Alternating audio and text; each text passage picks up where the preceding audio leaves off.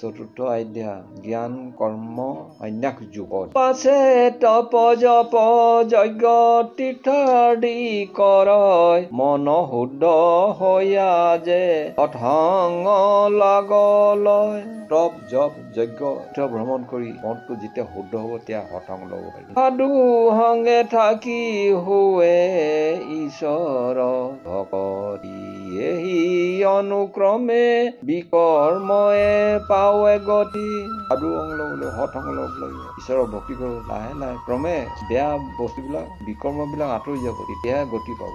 কৰ্ম বিকৰ্ম যে পূৰ্ব সংস্কাৰ হৰি ভক্ত আৰম্ভে সাৰ খাৰ। পূৰ্ব জন্মৰ কৰ্মবিলাক ভাল হওক বেয়া যিটো তেনেকৈ ভাল কৰ্ম কৰিলে মানে ভাল ফল পাব, বেয়া কৰ্ম কৰিলে বেয়া ফল পাব।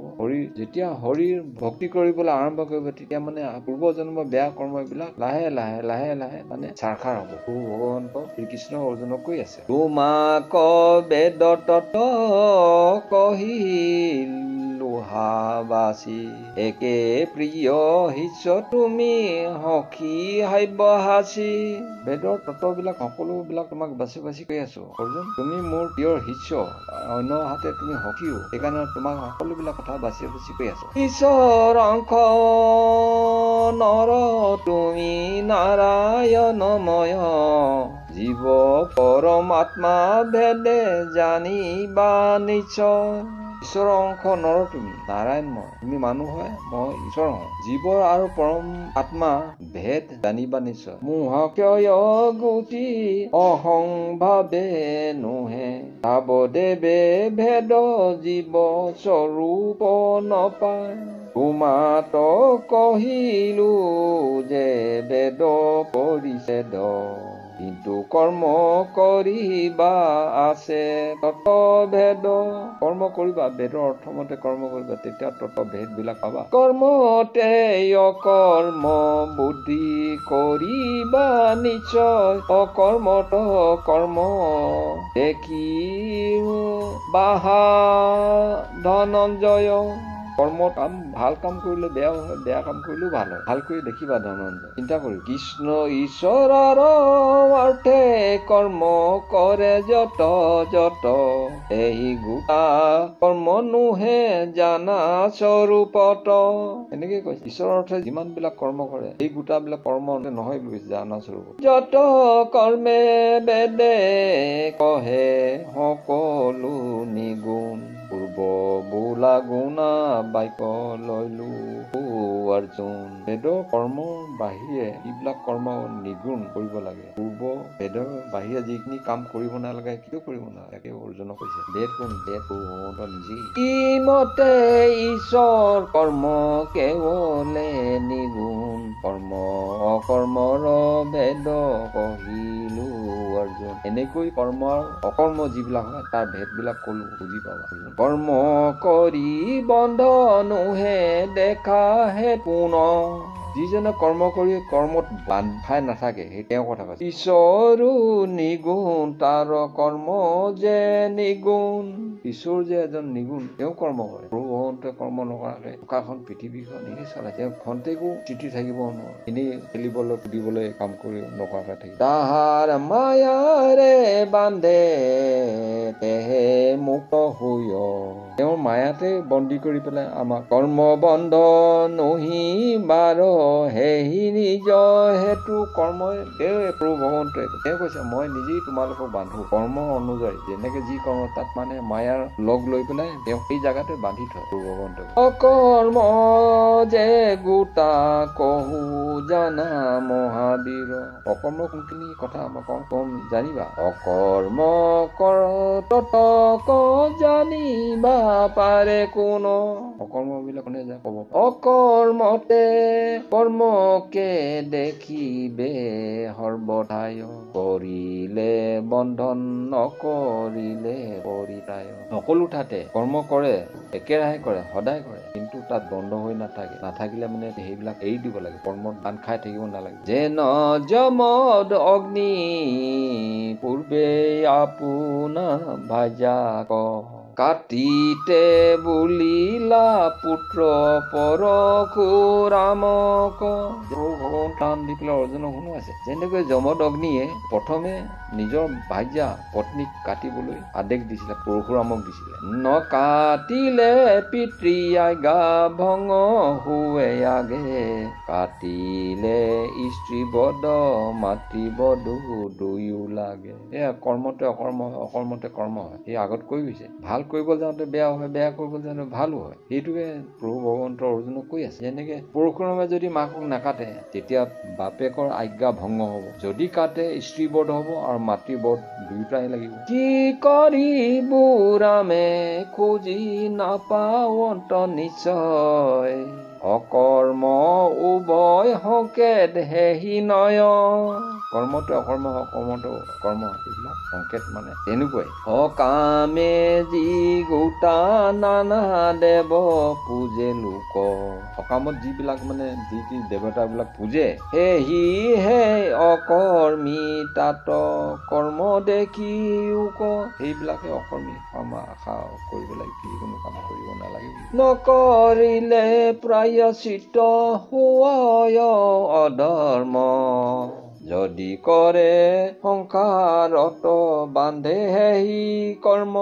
যদি বেয়া কৰ্ম কৰে প্ৰায়শ্চিত্ত হব, কৰিব লাগিব, হলেও সেইটো অধৰ্ম হব। কিন্তু সংসাৰৰ সেইটো বান্ধত বান্ধ খাই পেলাই সমাজে বান্ধি দিয়ে, তুমি এইটো নকৰিবা, আজি প্ৰায়শ্চিত্ত ৰাইজে কৰিব, কিন্তু শুদ্ধ নহব বুলি কৈছে। মানে বেয়াটো বেয়াই, ভালটো ভালেই। যেনেকৈ পৰশুৰামে মাকক কাটিলে, মাকক কাটি কোনোফালে হাত সাৰিব নোৱাৰে, শেষত গৈ পেলাই কি কৰিলে, তেওঁ নিজৰ কোঠাখন লাগি ধৰিলে। সেইকাৰণে কৰ্মতে অকৰ্ম, অকৰ্মতে কৰ্ম হয়। উভয় প্ৰকাৰে নষ্ট কৰ্ম সকামীৰ, এন জানি অৰ্পি কৰ্ম কৰা ঈশ্বৰৰ। সেই যিকোনো প্ৰকাৰে সকলো আশাবাদী বিলাক ঈশ্বৰক চিন্তা বাহিৰে পৃথিৱীত একোৱে নাই। ঈশ্বৰক স্মৰণ কৰিব লাগে, জানিব লাগে। ঈশ্বৰক চিন্তা কৰিলে মাজত কাম কৰিব লাগিব, জ্ঞান বুদ্ধি বিবেক লৈ পেলাই সকলো কাম কৰি চিন্তা কৰি পেলাই কাম কৰিব লাগে। যদি বোলা ঈশ্বৰৰ কৰ্ম কৰে শ্ৰেষ্ঠ, বন্ধন স্বভাৱ মুখ্য কৰয় নিকৃষ্ট।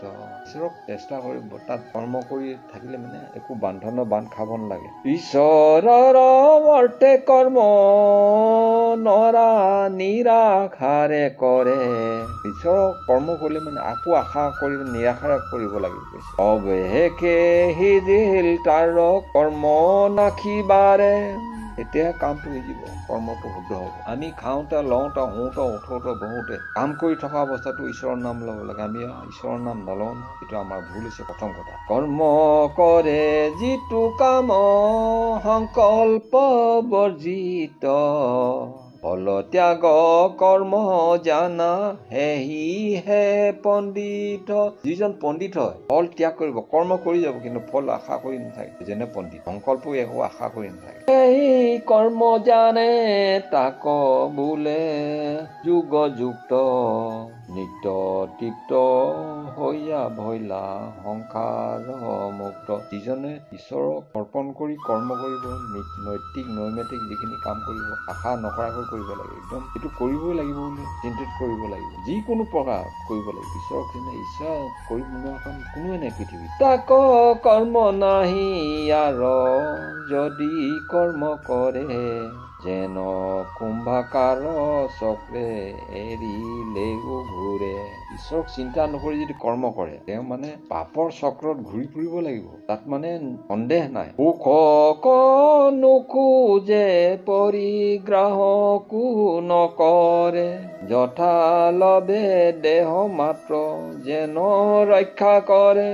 সুখো নকৰে, দুখো নকৰে, যথা লাভে দেহ মাত্ৰ ৰক্ষা কৰে। বহুত বেছিকৈ আশা কৰিব নালাগে, বেছি কম আশা কৰিব নালাগে। যেনেকে যেন তেনে খাই বৈ জীয়াই থাকিব লাগে, তেওঁক চিন্তা কৰিব লাগে, বেছিকৈ লোভ কৰিব নালাগে। সিদ্ধি অসিদ্ধি সম হৈয়া নিৰন্তৰ, কাম ক্ৰোধ মোহ এৰিয়া সংসাৰে। ভাল বেয়া নিৰন্তৰ হৈ থাকিব, কৰি থাকিব লাগে। তাৰ ভিতৰতে এয়া ধাৰা মাজত মানে কিছুমান কৰিব লাগিব। নৈৰাশিক হৈয়া যদি মোহ চিন্ত, এহিহে পৰম সাধু জানা ধনঞ্জয়।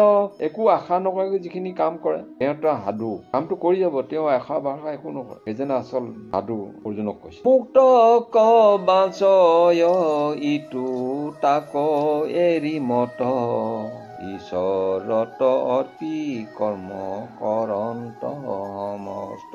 মুক্তি পাবলৈ হলে মানে ঈশ্বৰক আহিয়ে অন্য অৰ্পণ কৰিলে নহব, এনেকে কৰি যাব লাগিব নিৰন্তৰ। আৰু ৰাজোগী যদি কিছু কৰ্ম নাই, তথাপি কৰয় কৰ্ম লোক প্ৰৱতায়। যোগীসকলে কৰ্ম কৰে, নিজক কৰে, কৰ্ম কৰিও লোকক দেখুৱাই কিছুমান কৰ্ম কৰে। বৰ্ণাশ্ৰম নিয়মৰ কৰি বহু বিধি, কিন্তু নিষ্ঠে দিহ কৰি তাতে আছে সিদ্ধি। বৰ্ণাশ্ৰম, বৰ্ণত আশ্ৰম পাতি যিবিলাক থাকে বৰ্ণাশ্ৰম বুলি কৈছে। মন প্ৰাণ ইত্যাদি সকলো মিলি মানে বৰ্ণত আশ্ৰম লৈ পেলাই থাকেগে। সেইবুলি কলিযুগত আমাৰ বিলাকক বৰ্ণত আশ্ৰম পাতি থাকিবলৈ কোৱা নাই, গৃহ সংসাৰত থাকি পেলাই কৰিবলৈ কৈছে। একে ব্ৰহ্ম নানা ভাৱ কৰিয়া ভাৱ, ব্ৰহ্ম মানে জীৱ, সকলো জীৱক একে ভাবিবলৈ কৈছে। দ্বাদশ যজ্ঞ কহো শুনা ধনঞ্জয়, 12টা যজ্ঞ তা কম শুনিবা অৰ্জুন। কতো নানা যজ্ঞ কৰি ব্ৰহ্মত অৰ্পয়, কৰ্তা কৰ্ম ঘৃত অগ্নি দেখয় ব্ৰহ্মময়। ব্ৰহ্মক জীৱক অৰ্পণ কৰি পেলাই কৰ্তা ক্ৰিয়া ঘৃত অগ্নি, অগ্নিত যিবিলাক ঢালে সকলো ব্ৰহ্মময় বুলি কৈছে। যজ্ঞ কৰে না, যজ্ঞ কৰা মানে ঘিউ, হোম যজ্ঞত যিবিলাক দিয়ে সেইবিলাকৰ বিষয়ে কৈছে দেই। কতো কৰ্ম যজ্ঞ যজে ইন্দ্ৰি আদি যত, সবাকো ঈশ্বৰ বুলি মানয় মন। যিবিলাক কৰ্ম কৰিছে সকলো ঈশ্বৰ ইন্দ্ৰিয় গণৰ হৈ কৰিছো বুলি মনত ভাবি ল'বলৈ কৈছে। জ্ঞান যোগী ব্ৰহ্মক যে অগ্নি বুলি ধৰে, যিবিলাক জ্ঞান যোগীসকল তেওঁ অগ্নি বুলি ভাবিবলৈ কৈছে দেই প্ৰভুসকল। যত ভক্ষ যে ব্ৰহ্ম হোম কৰে, তেওঁলোকে জ্ঞানী যোগীসকলে জীৱৰ প্ৰতি আসক্তি থাকে, তেওঁ কোনো জীৱৰ প্ৰতি মানে বেয়া ভাবি নাথাকে। ব্ৰহ্মচাৰী হবে নিষ্ঠাত কৰি বুধ, জ্ঞান ইন্দ্ৰি কৰ্ম ইন্দ্ৰি কৰিব নিৰোধ। জ্ঞান ইন্দ্ৰিয় কাক কৈছে? আমাৰ মনত যিবিলাক ভাৱ আহে সেইবিলাক জ্ঞান ইন্দ্ৰিয়, কৰ্ম ইন্দ্ৰিয় কৰে। যেনেকে হাত ভৰি চকু নাক সেইবিলাক কৰ্ম ইন্দ্ৰিয় বুলি। এইবিলাক কোনে মনটো আনিব, এইবিলাক আমি বশ কৰি ৰাখিবলৈ কৈছে। মনে বিচৰা বস্তুটো আমি পাম জানো? নাপাম নহয়। এইবিলাক কিছুমান অকাৰ্য কাম সেইবিলাক কৰিব কেতিয়াও নাপায়। জ্ঞান ইন্দ্ৰিয় কৰ্ম ইন্দ্ৰিয় হাতখনে আমুকটো বস্তু আন, চুৰ কৰি আন বুলি কব, সেইটো জ্ঞান ইন্দ্ৰিয় মানে বান্ধি ৰাখিবলৈ। কাৰোবাৰ গৈ পেলাই মনটো কব আমুকাৰ ঘৰৰ পৰা আমুকটো বস্তু লৈ আহ, আনিব নালাগে। জ্ঞান ইন্দ্ৰিয় মানে বাধা কৰিব লাগে, সেইটোকে কৈছে। ইন্দ্ৰিয়ত আৰু ইন্দ্ৰি হোম কৰে পুনু, যি গোটা নিষ্ঠা যজ্ঞ জানিবা অৰ্জুন। গৃহস্থৰ যজ্ঞ কি শুনিও নিমিত্ত, গৃহস্থ যজ্ঞ কি? ইন্দ্ৰি অগ্নি ভৈলন্ত বিষয় ভৈল ঘৃত। যেনেকৈ অগ্নিত ঘিউ ঢালিলে মানে জুইকুৰা জ্বলি উঠে, ঠিক তেনেকৈ কৈছে। বিষয়ত থাকি অনাসক্তিটো ভুঞ্জে, পাইলে নেৰে নেপাইলে তথাপিও নোখোজে। এনেকে আমি কিবা এটা বস্তু আশা কৰিছো, সেই বস্তুটো পালে মানে এৰি দিবলৈ কোৱা নাই, নেপালো কিয় নাপালে বুলি দুখ কৰিবলৈ কোৱা নাই। আশা কৰা বস্তুটো পালে এইটো কথাই নাছিল। আমি স্বৰ্গ মৰ্ত্যত থাকিব পাৰিম, আমি এইখন সকলোবিলাক পালে ল'ব লাগে, নাপালে এৰিব লাগে, সেইটো মানে ধৰি থাকিব নালাগে। কতো ধ্যান যজ্ঞ কৰি একাগ্ৰহ মনে, আত্মাক কৰয় হোম ইন্দ্ৰিয় প্ৰমাণ। যিমান ধ্যান যজ্ঞ কৰক যিয়ে নকৰক, কিন্তু আত্মাটোক ইন্দ্ৰিয়ৰ লগত কৰ্তৃত কৰি পেলাই আমি চলিব লাগে। ইন্দ্ৰিয় অকণ উত্ৰাৱল হ'ব নালাগে, বান্ধি ৰাখিব লাগে। কতো হবে যজ্ঞ দ্ৰব্য কৰে নানা দান, কৰয় তপস্যা যজ্ঞ ঈশ্বৰ চান্দায়ন। কিছুমান যজ্ঞ কৰে, দ্ৰব্য নষ্টও কৰে, তপ জপ যজ্ঞ কৰে, তপস্যাও কৰে, কিছুমান বস্তু দ্ৰব্য নষ্টও কৰে। কতো হবে চিত্তৰ বৃত্তি নিৰুদয়, এই গোটা যুগ যজ্ঞ জানা ধনঞ্জয়।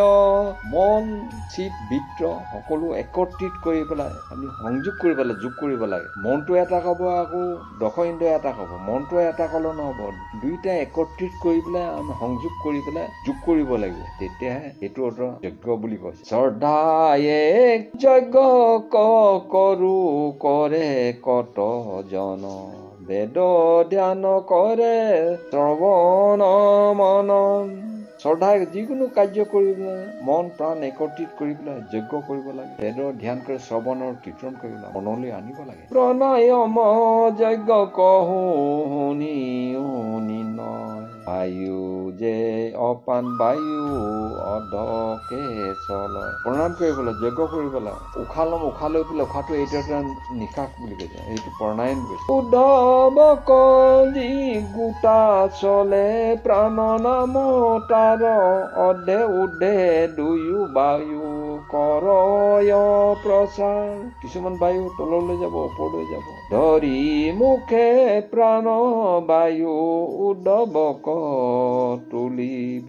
মুখেদি লোৱা বায়ুটো সেইটো ওপৰলৈ যায় বুলি কৈছে। প্ৰাণ অপানক তুলি একত্ৰিত কৰিব, দুই নাকে লোৱা আৰু মুখে লোৱা দুইটা বায়ু একেলগ হ'ব বুলি। অধে উদ্ধে দুয়ো গতি নিৰুধি কুম্ভকে, প্ৰাণকে অপান ভূমি এৰিবে ৰেচকে। তললৈ যে বায়ু ওপৰলৈ যোৱা দুয়ো নোহোৱা কৰিব লাগে, কৰি পেলাই যদি নকৰে অপকাৰ কৰিব। প্ৰণায়াম বিনা দেহা যে হৱ প্ৰয়, যদি প্ৰণায়াম নকৰে দেহটো কি হব, এটা হৰ হৈ পৰিব। দশ প্ৰাণ থাকি দেহে যি কৰ্ম কৰে, যাৰ যেন কৰ্ম কহো শুনা ধনঞ্জয়।